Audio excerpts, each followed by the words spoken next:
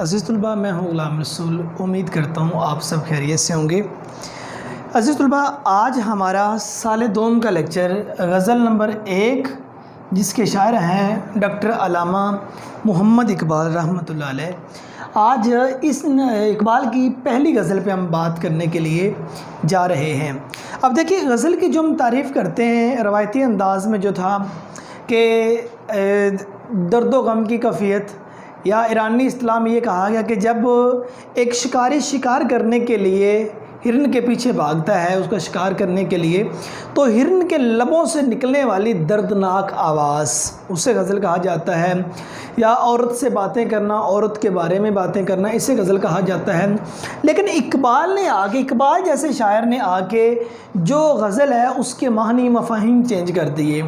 Means غزل یہ کہا گیا کہ یہ کلام ایک ایسا عشقیہ کلام ہے جو انسان میں سوز و گداز پیدا کرتا ہے۔ اب کون سا سوز و گداز پیدا کرتا ہے؟ اس کی اصلیت، اس کی حقیقت کو جاننے والا جو راز ہے وہ پیدا کرتا ہے، وہ گداز پیدا کرتا ہے، اسے غزل کہا گیا ہے۔ اقبال نے آگے غزل کے معنی مفہوم جو ہیں وہ چینج کر دیے۔ اگر ہم شاعر کی بات کریں تو ہمارے نصاب میں مرزا غالب جیسے شاعر ہیں، وہ شاعر کے حساب سے وہ بہت بڑے شاعر ہیں، ان کا قد بڑا ہے، غالب سے بڑا کوئی شاعر نہیں۔ لیکن اگر ہم اقبال کی بات کریں تو اقبال نہ صرف ایک بڑے شاعر بلکہ ایک بڑے انسان ہے۔ اقبال کا جو قد ہے وہ انسانوں کے ساتھ میں سب سے اوپر کے درجے میں آتا ہے۔ تو اقبال کا ہم مختصر سا تعارف اور اس کے بعد اس غزل کے پہلے 2 اشعار ہیں اس پہ ہم بات کریں گے۔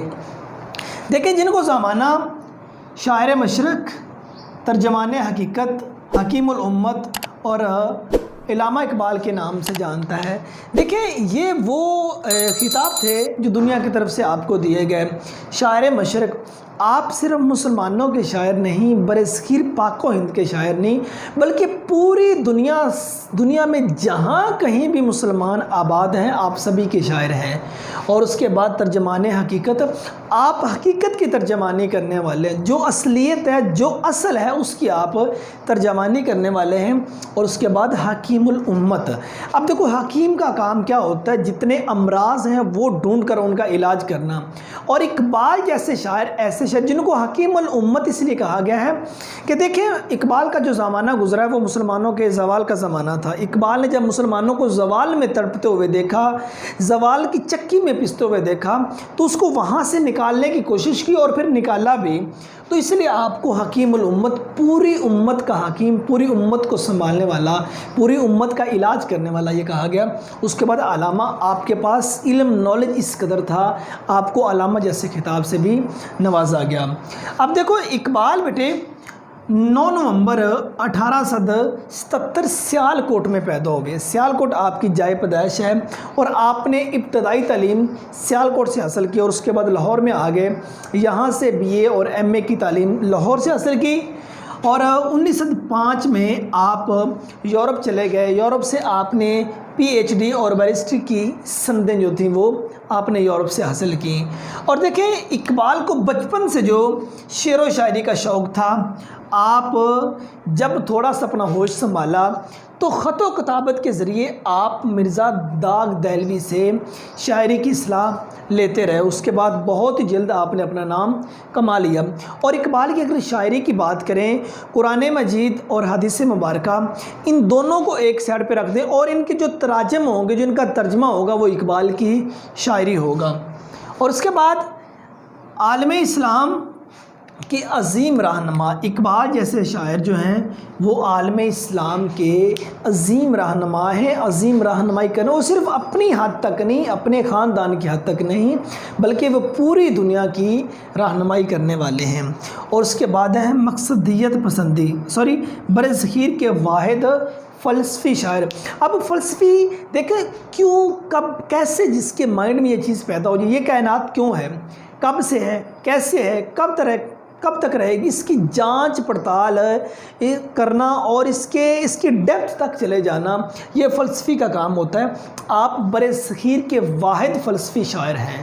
آپ نے جڑ سے پکڑا ہے، جڑ سے پکڑ کر اس کے سرے تک آئے ہیں، یہ جانچا ہے آپ نے اس میں بسنے والی انسانیت کو، یہ کب سے ہے، کیوں ہے، کیسے ہے، کب تک رہے گی، اور پھر اس میں رہ کے جن جن چیزوں کی ضرورت پیش پڑی انسانیت کو ان کی معراج تک پہنچانے کے لیے، وہ کام اقبال نے بخوبی سر انجام دیا۔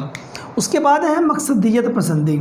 آپ کی جو شاعری ہے وہ فضول شاعری نہیں ہے، اقبال کی شاعری فضول، اور ان کی شاعری کے اندر کوئی نہ کوئی مقصد ہے۔ اب دیکھیں پہلی روایتی جو شاعر ہیں ان کو دیکھیں، ان کی شاعری میں کیا تھا، غزل میں کیا تھا، محب کا محبوب سے روٹھ جانا، ان کے وصل کی باتیں تھیں، ٹھیک ہے نا، اپنے آپ کو وہ محبوب کے پیچھے مٹانے کو بڑا ناز سمجھتے تھے، لیکن اقبال نے آ کے بتایا کہ زندگی کیا ہے، اس کا مقصد کیا ہے، ٹھیک ہے، وہ اصل چیز اپنے من میں ڈوب کر پا جا سراغ زندگی، تو میرا نہیں بنتا نہ بن اپنا تو بن، یہ چیزیں آ کے اقبال جیسے شاعر نے متعارف کروائی ہیں۔ اور تبلیغ دین، آپ نے اپنی شاعری کے ذریعے اقبال نے دین کی تبلیغ کی ہے۔ اور اس کے بعد قومی و ملی شاعر، آپ قومی اور ملی، قوم کے اور ملت کے آپ شاعر ہیں، اور فلسفہ خودی کی اہمیت، اور اقبال واحد ایسا شاعر ہے جنہوں نے فلسفہ خودی کو آ کے روشناس کروایا ہے، اور لوگوں کے سامنے فلسفہ خودی لے کے بھئی ان کو فلسفہ خودی بھی ہے، اپنے آپ کو پہچاننا بھی کوئی چیز ہے۔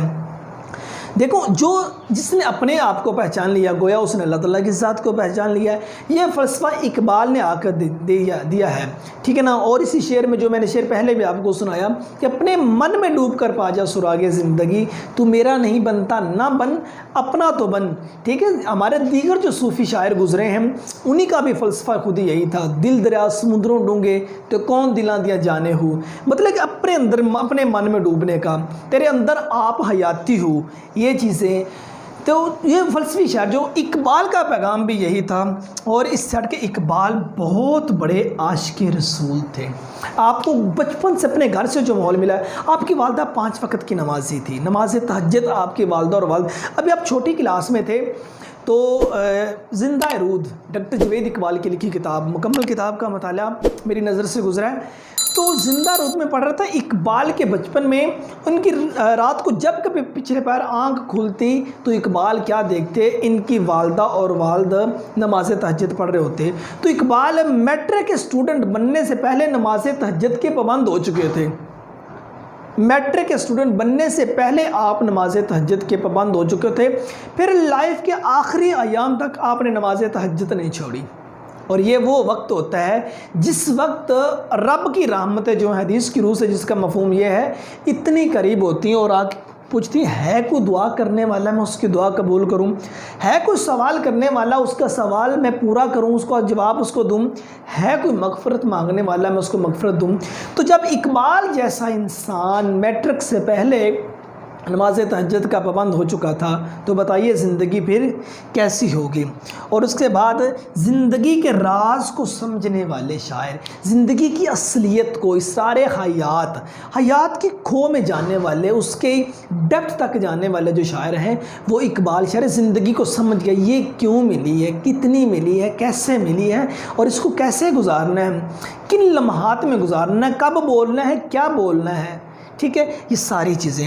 اور اس کے بعد اقبال کی تعلیم کو ہر ایک نے مانا۔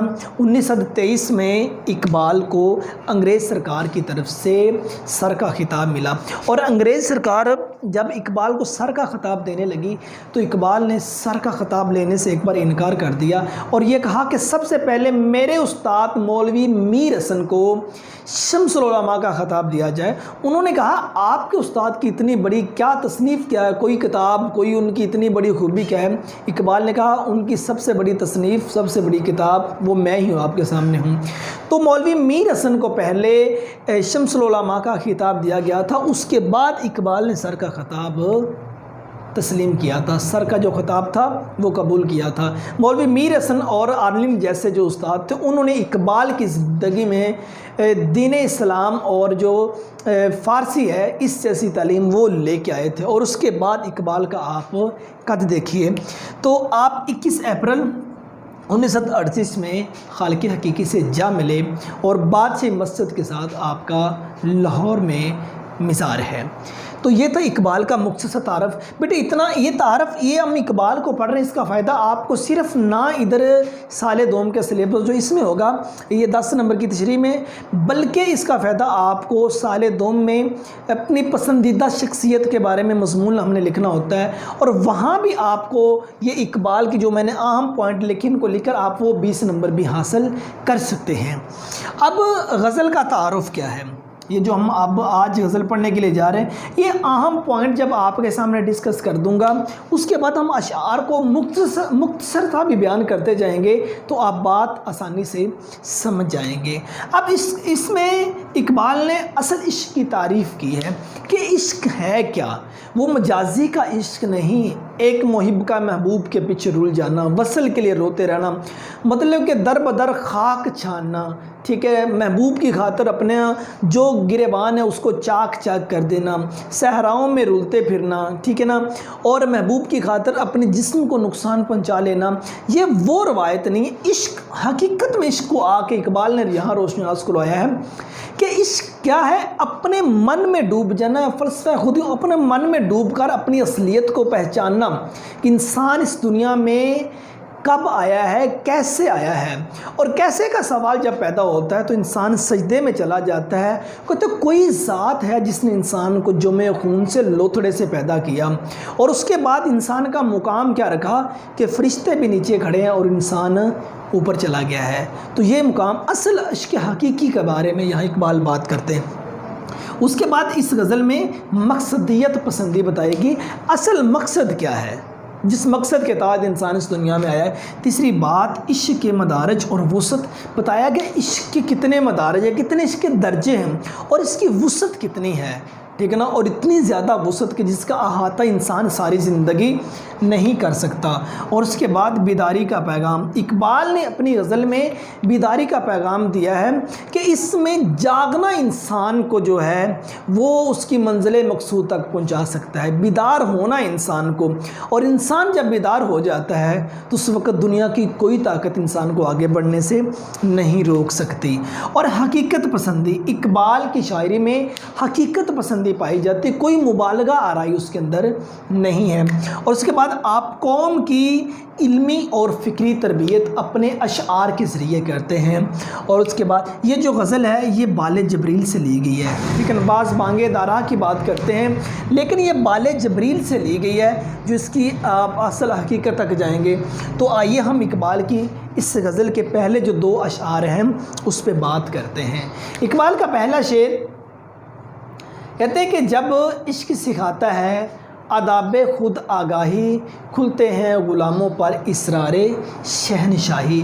جب عشق سکھاتا ہے آداب خود آگاہی, آداب خود آگاہی کہتے ہیں اپنے آپ کو پہچاننے کے آداب.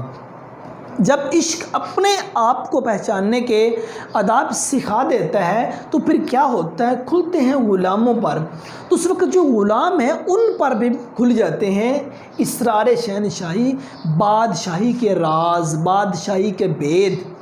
کہ جو جب عشق انسان کو اپنے من میں ڈوبنا سکھا دیتا ہے, اپنا آپ پہچاننا سکھا دیتا ہے, تو اس وقت جو غلام ہیں ان پر بھی شہنشاہی کے جو راز ہیں وہ کھل جاتے ہیں. اب اس کا نثری مفہوم آپ دیکھیے کہ جب عشق خود سے آگاہ کرتا ہے تو پھر غلاموں پر بھی شہنشاہ بننے کے راز کھل جاتے ہیں. دیکھیے اب عشق نے اپنے آپ کو پہچاننے کے لیے جب اکسایا تو ایک غلام صفت انسان جس کو بلال حبشی کا نام دیا جاتا ہے, اور وہ بھی مطلب کہ اسرار شہنشاہی کے راز کو پہچان گیا. غلام تھے, انہوں نے اپنے آپ کو پہچانا اور اس کے بعد درجہ کیا ملا, کہا اقبال, کہا اے بلال آج کعبے کی چھت پہ کھڑا ہو کر اذان پڑھ دے. کہا یا رسول اللہ میں مشرق میں تھا تو میں نے کعبہ کو منہ کیا, میں مغرب میں تھا میں نے کعبہ کو منہ کیا, شمال میں تھا تو کعبہ کو منہ کیا, جنوب میں تھا تو کعبہ کو منہ کیا. یا رسول اللہ اب کعبے کی چھت پہ چڑھ گیا ہوں تو اب کدھر منہ کروں. پیارے آقا فرمانے لگے بلال آج تم میری طرف منہ کر دے, میں کعبہ ہوں. اب یہ کب مقام ملا کہ جب غلاموں پر یہ آداب خود آگاہی آ گئی، اپنے آپ کو پہچاننے کے آداب آئے، ٹھیک ہے نا۔ بنو امیہ نے کتنی زیادہ سزائیں بلال کو دیں، لیکن آپ اصلیت کو پہچان گئے تھے، آداب خود آگاہی آ گئے تھے، ٹھیک ہے۔ اپنے آپ کو پہچانا تھا، تپتی ریت پہ لٹایا گیا، زبان پہ انگارے ڈال دیے گئے، اور ایک وہ بنو امیہ ظالم آپ کو اتنی سزائیں دیتا تھا، آپ کے دونوں بازو اس طرح پھیلا دیے جاتے تھے، دونوں پاؤں بھی، اور بہت بڑی چارپائی اس کے اوپر رکھ دی جاتی تھی، اور اوپر بہت زیادہ وزن رکھ دیا جاتا تھا۔ کہتا تھا بلال اب کیا کچھ، آپ پھر بھی بلند آواز میں آہد آہد کا نعرہ لگاتے تھے۔ صدیق اکبر رضی اللہ تعالیٰ عنہ نے ایک بار کہا بلال تھوڑا سا آہستہ کہہ لیا کرو، کہا وہ محبت ہی کیا ہے، وہ عشق ہی کیا ہے کہ اگر میں آہستہ بولوں مجھے تو سرور آتا ہے، مجھے تو امن آتا ہے، محبت اس میں محسوس ہوتی ہے، کیونکہ وہ آداب خود آگاہی تھے۔ جب اپنے آپ کو پہچاننے کے آداب انسانوں میں آ جاتے ہیں تو اس وقت جو غلام ہیں وہ بھی بادشاہ بن جاتے ہیں۔ مسلمان، دوسرا اس میں پہلو دیکھیے، مسلمان قوم غلام تھی، اور اقبال نے جب یہ سارے مناظر دیکھے تو اقبال کی شاعری نے پھر آداب خود آگاہی کا کام کیا، وہ جو غلام تھے وہی شہنشاہ بن گئے اور اس دنیا پر حکومت کرتے رہے۔ اس کا شرعی حوالہ دیکھیے کہ دیار عشق میں اپنا مقام پیدا کر، نیا زمانہ نئے شب و شام پیدا کر، کہ عشق کے جو دیار ہے اس میں اپنا مقام پیدا کر، ایک نیا زمانہ اور نئے صبح و شام تو پیدا کر۔ دوسرا شعر، مرد خدا کا عمل عشق سے ہے ساب فروغ، عشق ہے اصل حیات، موت ہے اس پر حرام۔ دیکھو جو عشق کر گئے، جس عشق کی اقبال نے بات کی ہے، وہ مرنے کے بعد انسان، اصل حیات اس کی مرنے کے بعد ہے، ٹھیک ہے نا، وہ مرنے کے بعد ہی انسان اصل جیتا ہے۔ ہمارے پنجابی میں کہتے ہیں ہاتھی کے بارے میں، کہتے ہیں ہاتھی جیوندا لکھدا تے مریا سوا لکھدا۔ یہی اقبال کے فلسفے کو دیکھیں عشق کے بارے میں، جو عشق حقیقی، جو اصل عشق کو پہچان گئے، آداب خود آگاہی، وہ مرنے جب وہ حیات تھے تو تب بھی مطلب ان کا بہت بڑا نام تھا، لیکن دنیا سے جانے کے بعد وہ لوگوں کے پکے پکے دل میں چلے گئے۔ لوگ مر کے قبروں میں جاتے ہیں، لیکن عشق کی حقیقت کو جاننے والے لوگ مرنے کے بعد لوگوں کے دلوں میں چلے جاتے ہیں۔ دوسرا شعر آپ دیکھیے، عطار ہو، رومی ہو، رازی ہو، غزالی ہو، کچھ ہاتھ نہیں آتا بے آہ سحرگاہی۔ کہتے ہیں کہ عطار لغت میں دیکھیے، شیخ فرید الدین عطار فارسی کے معروف صوفی شاعر اور عطار نامہ اور مثنوی مطلق التیر کے خالق ہیں، اور اس کے بعد رومی، مولانا جلال الدین رومی جو فارسی کی معروف مثنوی مانوی کے خالق اور اقبال کے روحانی مرشد، جن کے بارے میں اقبال نے یہ کہا تھا اقبال نہ ہوتا اگر ان کی زندگی میں مولانا روم نہ ہوتے، اور یہ کونیاں ترکی میں، جسے ٹرکی بھی کہتے ہیں، وہاں آپ کا مزار ہے۔ تیسری بات یہاں رازی کی گئی، جو رازی ہیں وہ شیخ فخر الدین رازی ہیں، عالم اسلام کے مشہور فلسفی، فقیہ اور مفسر القرآن آپ ہیں۔ اور اس کے بعد چوتھے نمبر پہ غزالی کی بات کی گئی، امام غزالی جو مسلم فلاسفہ میں آپ کا بلند مقام، کیمیائے سعادت، احیاء علوم و دین، تحفۃ الفلاسفہ آپ کی تصانیف ہیں۔ یہ بہت بڑے مطلب کے نام جو ہیں جنہوں نے عشق میں اپنا نام کمایا ہے، جو صوفی شاعر ہیں، جو صوفی لوگ ہیں، جنہوں نے دین اسلام کی بہت زیادہ مدد کی ہے۔ تو اقبال کہتے ہیں عطار ہو، رومی ہو، رازی ہو، غزالی ہو، ان میں کوئی بھی ہو، کچھ بھی ہاتھ نہیں آتا اگر صبح کے وقت جلدی نہ اٹھا جائے۔ صبح کے وقت اٹھ کرنے والی جو عبادت ہے وہ انسان کو اس کے اصل منزل مقصود تک لے کے جاتی ہے۔ اتنے بڑے جو مطلب کے صوفی تھے، اتنے بڑے جو ولی اللہ تھے، ان کا اقبال نے نام لے کے بتا دیا۔ اگر یہ بھی ہوں جن میں شیخ فرید الدین عطار ہیں، جلال الدین رومی ہیں، شیخ فخر الدین رازی ہیں اور امام غزالی جیسے لوگ بھی، اگر ان میں کوئی بھی ہو، اگر یہ صبح کے وقت جلدی نہ اٹھتے تو یہ مقام ان کو حاصل نہ ہوتا، ٹھیک ہے۔ یہ جو نماز تہجد کی یہاں اقبال نے جو سرفائدہ ہے، افادیت ہے، وہ بیان کی ہے۔ اگر کوئی مقام چاہتے ہو تو دیکھو نماز تہجد میں آپ حدیث نبوی ارشاد باری تعالیٰ دیکھیے، بے شک رات کا اٹھنا انسان کو مضبوط کرتا ہے اور سیدھی بات کہنے کی توفیق ملتی ہے۔ اور حدیث نبوی صلی اللہ علیہ وسلم امام مسلم بخاری میں آئی تھنک ہے، جس کا مفہوم یہ ہے کہ رات کے پچھلے پہر جو اللہ کی رحمت ہے، وہ رات کے پچھلے مینز رات کے تیسرے حصے میں جو اللہ کی رحمت ہے وہ پہلے آسمان پر آ جاتی ہے، اور اللہ کی رحمت یہ کہتی ہے کہ ہے کوئی دعا مانگنے والا میں اس کی دعا قبول کروں۔ دیکھیں، اور اس کے بعد ہے کوئی سوال کرنے والا میں اس کا سوال پورا کروں، مینز کچھ مانگے مجھ سے میں اس کو وہ عطا کروں، اور تیسرے نمبر پہ ہے کوئی مغفرت مانگنے والا میں اس کی مغفرت کر دوں، میں اس کی بخشش کر دوں۔ ٹھیک ہے، جب یہ چیزیں آ جائیں گی تو رات کے پچھلے پیر اٹھ کے جنہوں نے سوال کیا ہے تو بیٹے زمانہ ان کو عطار، رومی، رازی، غزالی اور اقبال کے نام سے جانتا ہے، اور رات کے پچھلے پیر جنہوں نے اٹھ کے دعا مانگی ہے تو زمانہ آج ان کو جانتا ہے۔ رات کے پچھلے پیر اٹھ کے جنہوں نے مغفرت مانگی ہے اور جن کی وجہ سے اس دین اسلام کو ترقی ملی ہے وہ زمانہ ان کو عطار، رومی، رازی، غزالی اور ان جیسے ناموں سے جانتا ہے۔ انبیاء کرام کا مقام تو بہت بلند ہے، ان کے بعد بات یہاں صوفیاء کرام کی جا رہی ہے۔